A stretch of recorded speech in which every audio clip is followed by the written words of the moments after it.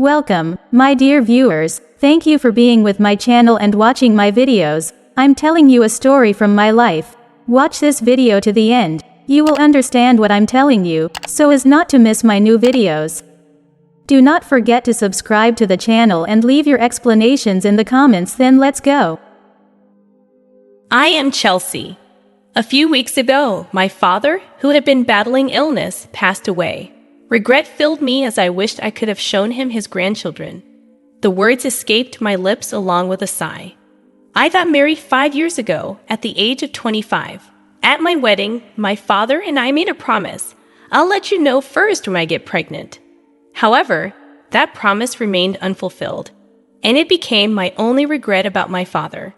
His illness was discovered a year ago, and since then, I did everything I could for him. I regularly returned to my parents' home, visited the hospital with my mother, and increased the frequency of phone calls and video chats. Despite my efforts, I couldn't help but wonder if I could have done more. As I muttered these thoughts, my mother, sitting next to me, reassured me, saying, "You did well, Chelsea. Your father would be satisfied." Just then, my sister Portia returned, bringing the lawyer with her. My sister entered the living room, accompanied by a man in his mid-40s, whom I assumed was the lawyer. He handed me his business card, introducing himself as Samuel, the attorney. Gratefully, I acknowledged his presence, and my mother guided him to his seat. As soon as the lawyer sat down, my sister blurted out, "I heard from this lawyer that Dad left quite an inheritance." I quickly clarified, "It's not all for you, Portia." An uneasy tension filled the room as my sister glared at me, revealing our strained relationship. We used to be okay, but things soured when we found out about Dad's illness. Despite my attempts to bridge the gap, my sister's arrogant attitude and reluctance to visit our father only worsened our relationship. I expressed my frustration, but she insisted, "I'm not being stubborn. I live in the city, and it's not easy to come to the countryside." Our argument continued, and I realized that our relationship had deteriorated quickly. Even though she lived far away, I believed she could have visited once in a while. In the end, she stopped talking, and the tension hung in the air. Attempting to diffuse the situation, the lawyer intervened, saying, "Let's calm down, please." I apologized, and the lawyer nodded before continuing. "As I mentioned on the phone, I have your father's will." My mother inquired, "When did this happen?" The lawyer replied, "A few weeks before he passed away."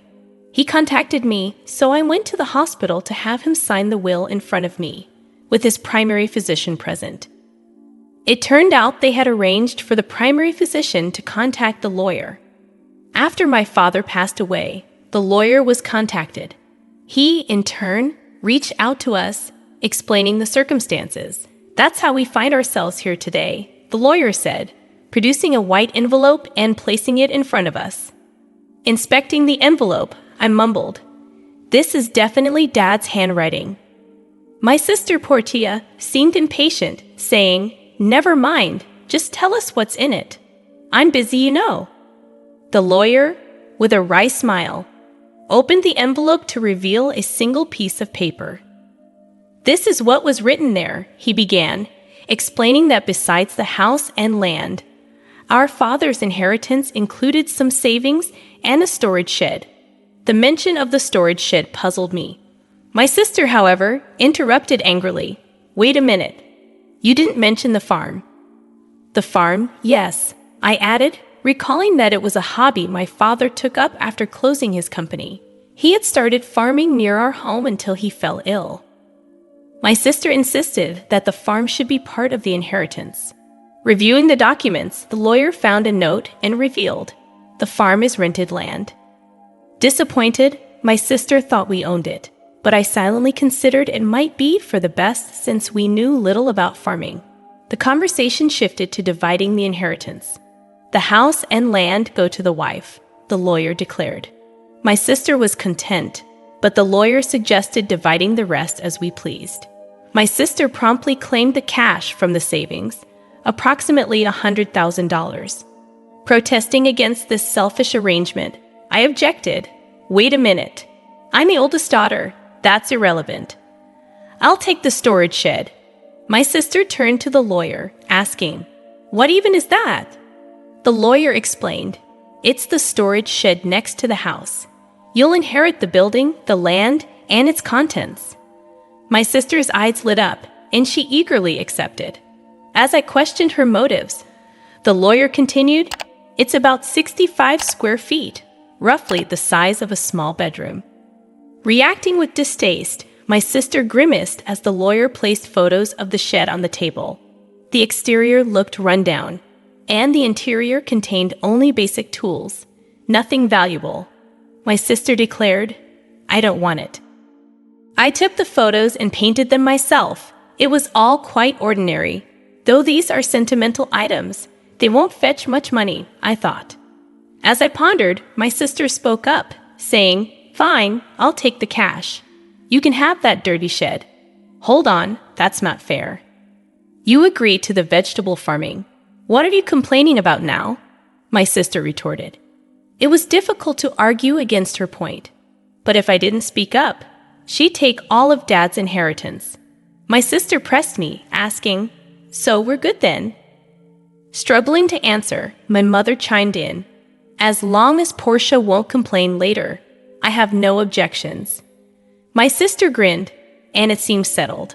However, feeling uneasy, I immediately objected, saying, "Well, I'm not satisfied." "Give it up. You're so greedy, aren't you?" My sister remarked, calling me a hassle. Frustrated, I insisted, "That's not it. You care more about Dad than money, right?" Her words left me speechless, realizing that family is more important than money. Before I could say more, my sister ended the conversation. In the end, my mother got the house and land. My sister received Dad's savings, and all that was left for me was the dirty shed. My sister signed a document promising not to complain about the inheritance division, laughing loudly.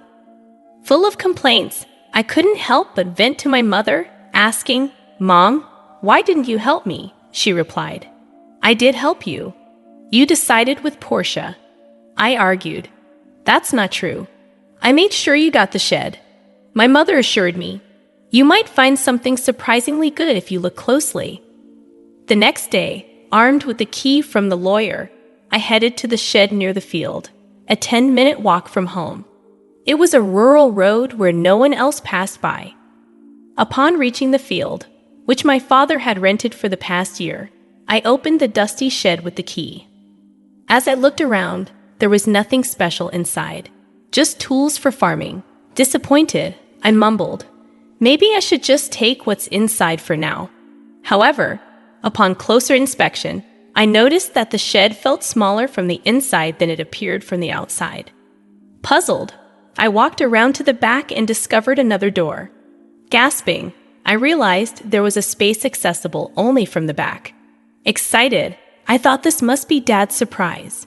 Remembering his love for surprises, I began tearing up. Rummaging through the shed, I found 2 keys hidden in the handle of a shovel. Trying one in the back door, it clicked open. Inside the cramped space, a large safe stood alone. Recognizing it from Dad's company, I hugged the safe, feeling fulfilled. Thinking that there had to be more surprises, I inserted the second key into the safe. With a slightly rusty sound, the safe opened, revealing contents that left me in disbelief. I was stunned. Inside was an unexpected inheritance. Overwhelmed with thoughts, I realized I had to tell Mom. Locking the safe, I rushed to her and, after explaining the situation, called my husband. Together, we moved the safe from my parents' house. However, a realization hit me. The contents were undoubtedly Dad's.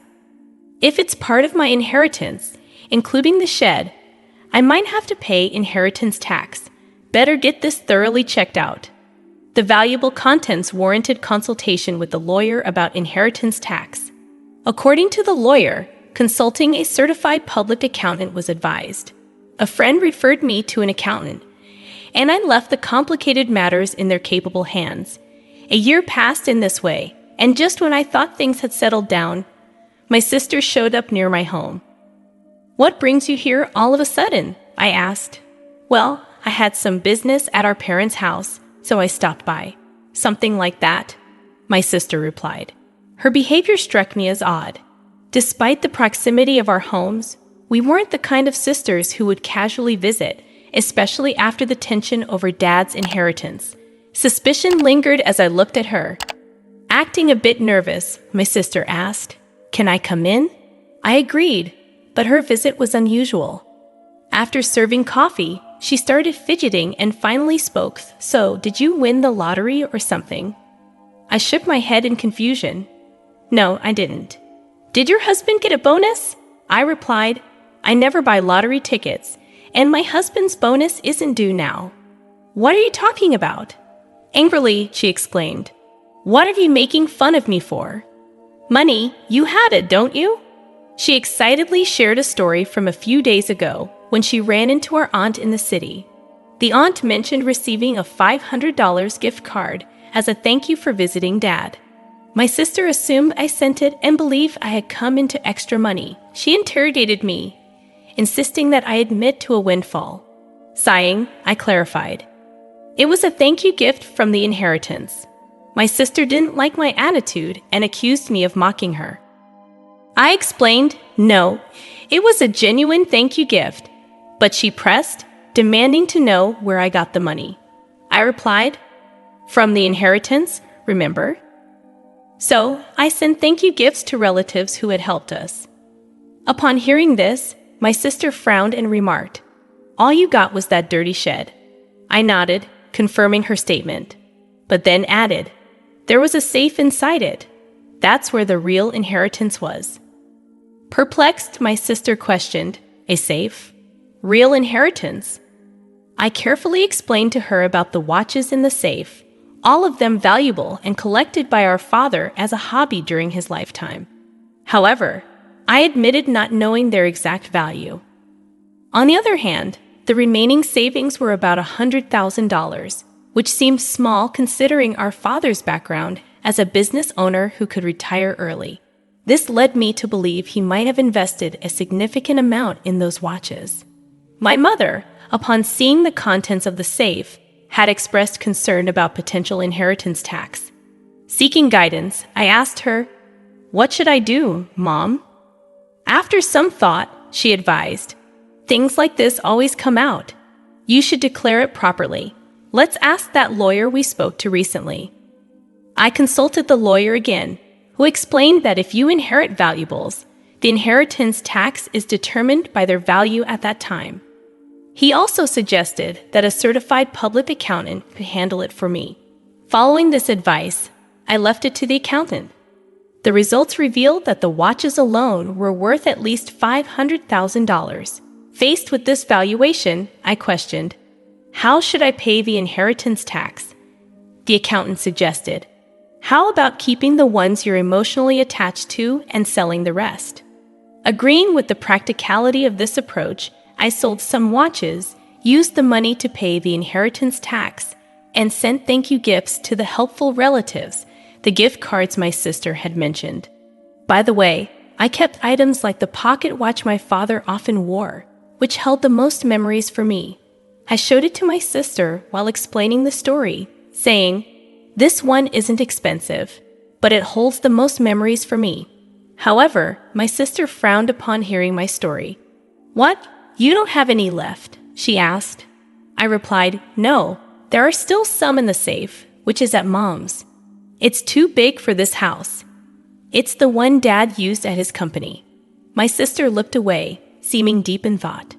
Feeling uneasy, I anticipated her reaction, but she surprised me by standing up and saying, I'm leaving now that I know where the money came from, and left.